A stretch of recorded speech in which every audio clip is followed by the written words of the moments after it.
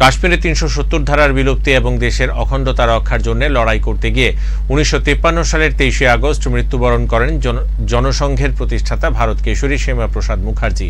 রবিবার গোটা দেশের সাথে রাজ্যেও যথাযথ মর্যাদায় ভারত কেশরী শ্যামাপ্রসাদ মুখার্জির ৭১তম বলিদান দিবস পালন করা হয়। এই উপলক্ষে বিজেপি রাজ্য দপ্তরে এক শ্রদ্ধাঞ্জলি অনুষ্ঠানের আয়োজন করা হয়।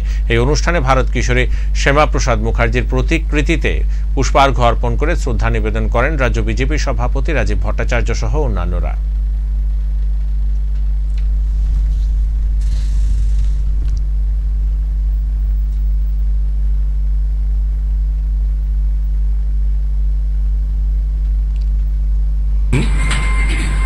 জুন আমাদের ভারত কেশরী ডক্টর শ্যামাপ্রসাদ মুখার্জি আজকে বলিদান দিবস।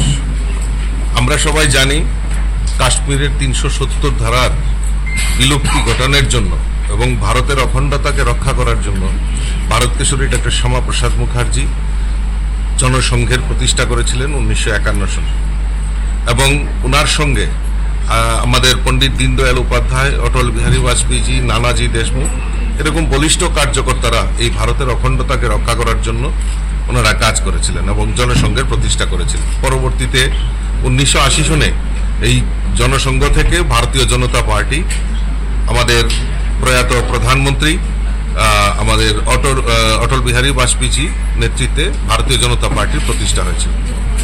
আমরা আজকে সৌভাগ্যবান যে ভারতবর্ষে এমন একটা সরকার পরিচালিত হচ্ছে মাননীয় প্রধানমন্ত্রী নরেন্দ্র মোদীজির নেতৃত্বে। আমাদের এই যে শ্যামাপ্রসাদ মুখার্জির যে বলিদান, যে কাশ্মীরের ৩৭০ ধারা, কাশ্মীরকে ভারতবর্ষ থেকে আলাদা করার যে প্রয়াস, তার বিলুপ্তি ঘটিয়েছেন আমাদের দেশের যশস্বী প্রধানমন্ত্রী এবং শ্যামাপ্রসাদ মুখার্জির যে বলিদান সেটা বৃথা যায়নি। ভারতবাসী হিসাবে আমরা গর্ববোধ করি।